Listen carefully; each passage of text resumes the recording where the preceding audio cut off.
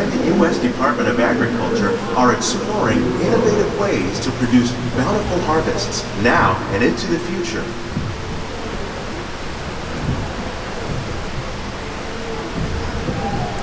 The tropics are home to the greatest diversity of plants on the planet.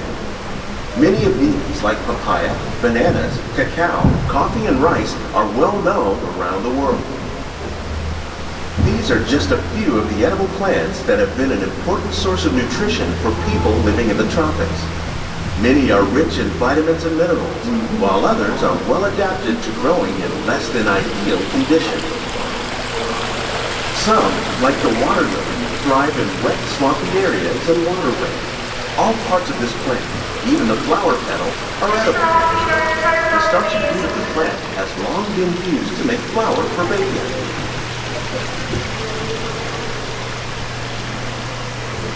One day, many of these lesser-known tropical plants may be as important as the bananas growing on both sides of the boat.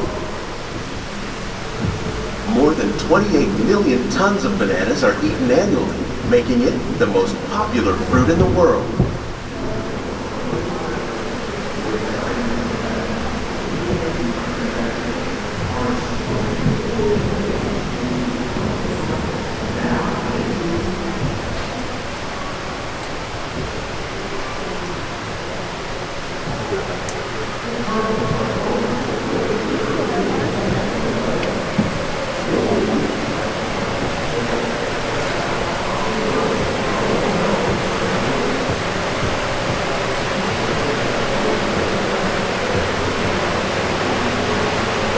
When we mention farming, you probably don't think of fish, but fish farming, or aquaculture, accounts for nearly half of all the seafood consumed globally.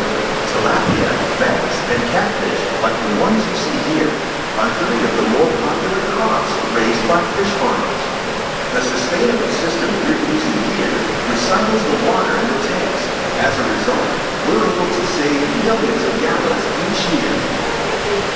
Our small fish farm produces nearly 5,000 pounds of fish each year to serve in restaurants around Walt Disney World.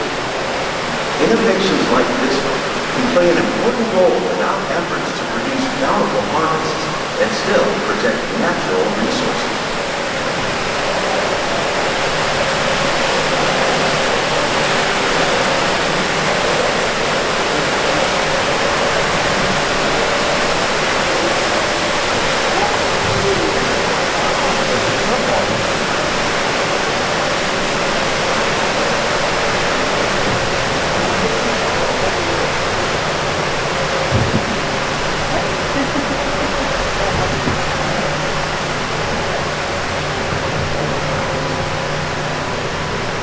While there are more than 50,000 edible plant species in the world, most of us are only familiar with the handful that make up our everyday diet.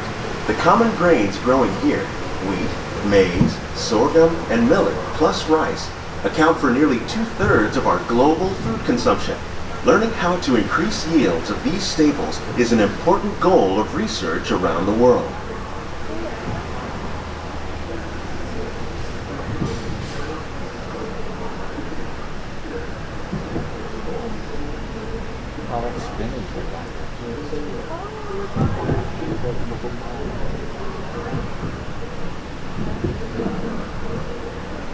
These plants are definitely on their way up. Innovative growing techniques like these increase yields while more efficiently using resources like water, fertilizer, and pesticides. Another innovation at work here is our integrated pest management program. By populating our greenhouses with beneficial insects that prey on harmful pests like aphids and flies, we are significantly reducing our reliance on conventional pesticides. We're growing these crops using our nutrient film system.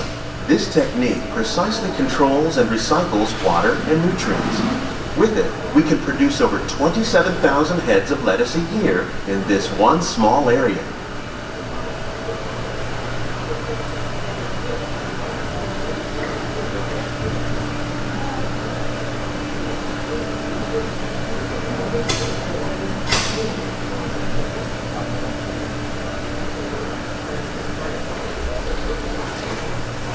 Some of our best ideas have been inspired by nature, like these fruit and vegetable trees. By growing these ground plants vertically, we can increase yields and better control diseases.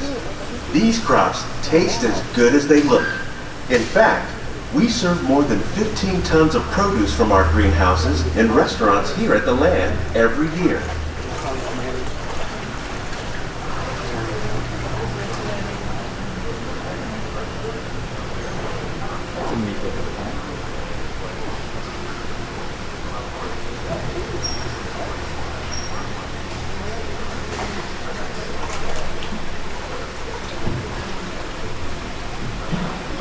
The future of agriculture may include innovative ideas like this vertical growing system.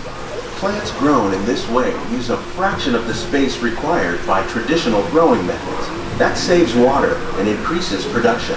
The aquaponics system on your left combines hydroponics with aquaculture. The fish provide a natural source of fertilizer for the plants, and the plants help keep the water clean for the fish. It's another great way to produce more while using less. In our lab, Epcot scientists are working with the U.S. Department of Agriculture on a number of innovative projects. The goal of these efforts is to produce higher yielding and better quality plants.